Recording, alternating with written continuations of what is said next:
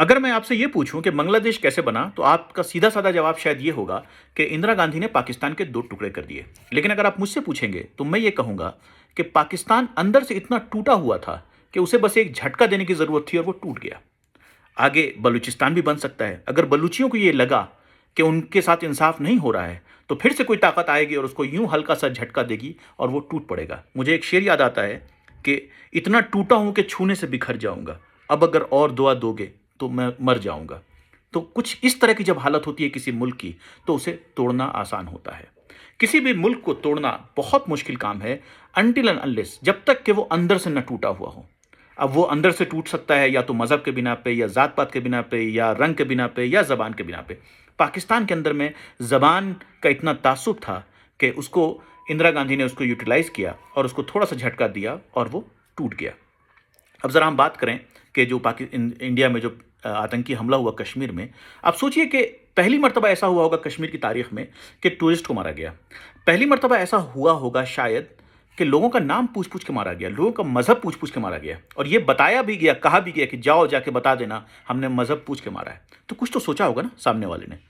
सामने वाले के जहन में एक पिक्चर ये थी कि हम ऐसा करेंगे और इसके बाद पूरे मुल्क में हिंदू मुसलमान फसाद हो जाएंगे, पूरे मुल्क में अराजकता फैल जाएगी, तो मुल्क अंदर से कमज़ोर हो जाएगा। और चूंकि ये मुल्क मुखालिफ ताकतें हैं, चूंकि ये मुल्क की दुश्मन ताकतें हैं, ये चाहती थी कि हिंदुस्तान को तोड़ा जाए। हिंदुस्तान को तोड़ने के लिए सबसे इंपॉर्टेंट चीज़ है कि हिंदुस्तान को पहले अंदर से कमज़ोर किया जाए। ये मकसद था। लेकिन इस मकसद को सबसे पहले नाकामयाब किया वहाँ के कश्मीरियों ने। मैं सलाम करता हूँ उस कश्मीरियत को जिसने अपनी जान गंवा दी, लेकिन लोगों को जो है बचाने की कोशिश की। और नतीजा क्या हुआ, जो भी टूरिस्ट ऊपर से नीचे आए, उन्होंने एक बात तो ज़रूर कही कि नाम पूछ के मारा, लेकिन साथ में ये भी कहा कि कश्मीरियों ने बड़ी मदद की, एक आम कश्मीरी ने बड़ी मदद की। मैं सलाम करता हूँ सैयद आदिल हुसैन की, कि जिसकी शहादत ने शायद आज हिंदुस्तान को बहुत बड़े ख़तरे से बचा लिया, वरना शायद जो दुश्मन की साजिश थी शायद वो कामयाब हो जाती। अब आप सोचिए कि हिंदुस्तान ने क्या किया इसके बाद। बहुत ही अच्छा डिप्लोमेसी के हिसाब से अगर देखा जाए तो हिंदुस्तान ने वो एग्जाम्पल प्रेजेंट किया है कि एक सबक लेने वाली बात की है। अगर आप ये देखेंगे, गौर करेंगे आप हिंदुस्तान की सिचुएशन को, कि इसके फ़ौरन बाद बयानबाजी पाकिस्तान के खिलाफ सबसे ज़्यादा किसने किया है। सबसे ज़्यादा बयानबाजी पाकिस्तान के खिलाफ करने वाले में लाया गया ओवैसी साहब को। ओवैसी साहब जो कि टिपिकल दाढ़ी रखते हैं, टोपी लगाते हैं, तो जब ओवैसी साहब कोई बयान देते हैं तो दुनिया देखती है कि अरे, ये हिंदुस्तान के अंदर में ये मुसलमान इस तरह का बयान दे रहा है। तो एक जो इमेज बनती है ना कि इंडिया एक हिंदुओं का मुल्क है, पाकिस्तान एक मुसलमानों का मुल्क है, और इस जंग को हिंदू और मुसलमान का नाम दे दिया जाए, उसको रोकने के लिए हिंदुस्तान ने बहुत ही अच्छे स्टेप्स उठाए। पहला स्टेप ये था कि ओवैसी साहब को आगे किया गया कि भाई सारे बयानबाजी आप करिए, और ओवैसी साहब ने बड़े खतरनाक बयान दिए, बड़ा दिल को खुश कर दिया कि पूरी दुनिया देख रही है कि भाई साहब ये कौन सा मुसलमान है जो हिंदुस्तान के इतने फेवर में बोल रहा है। दूसरा जो बड़ा काम किया वो ये किया कि जब हमला हुआ तो हमले के वक्त सामने में उन्होंने दो चेहरे लाए। सबसे पहले कर्नल सूफिया कुरैशी और दूसरी तरफ कर्नल व्योमकेश सिंह।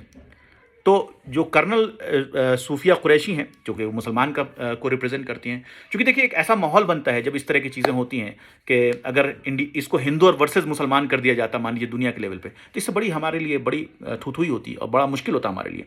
तो हिंदुस्तान ने बड़े अच्छे कदम उठाए। कर्नल सूफिया कुरैशी और दूसरी जो कर्नल थी वो भी एक ऐसी जाति से आती हैं कि जिसको हम हिंदुस्तान में कहते हैं सप्रेस क्लास। उन दोनों को जो है चेहरा बनाया गया और साथ में ओवैसी साहब को एक्टिव किया गया कि आप जो है बयानबाजी करें। तो इससे नतीजा ये हुआ कि दुनिया के अंदर में जो पाकिस्तान जो चाहता था कि एक हिंदू वर्सेस मुसलमान का एक नाम दिया जाए, उसको होने से बचा लिया गया।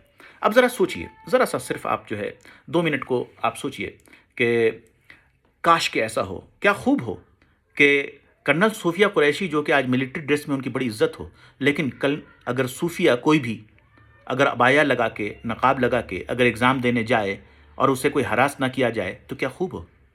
क्या खूब हो कि हर एक मुसलमान लड़की में आपको कर्नल सूफिया कुरैशी नज़र आए।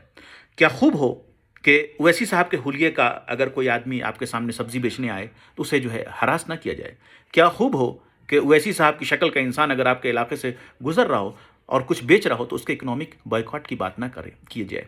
क्या खूब हो कि हमारी देशभक्ति या हमारे वतन परस्ती पे सवाल न उठाया जाए, चूँकि ये बहुत ज़रूरी है। और जब ये हो जाए और अगर मुझसे कोई पूछे कि क्या सुना है कि तुम्हारे साथ इंसाफ नहीं होता है, तो मैं उसकी आंख में आंख डालकर कह सकूं, ये बातें दुश्मन की साजिश है, हमें तोड़ने की साजिश है। और मैं गर्व से कहता हूँ, और मैं ये अल्फाज मेरे दिल से निकल आए कि सारे जहां से अच्छा हिंदुस्तान हमारा है, हम बुलबुले इसके, ये गुलसिता हमारा।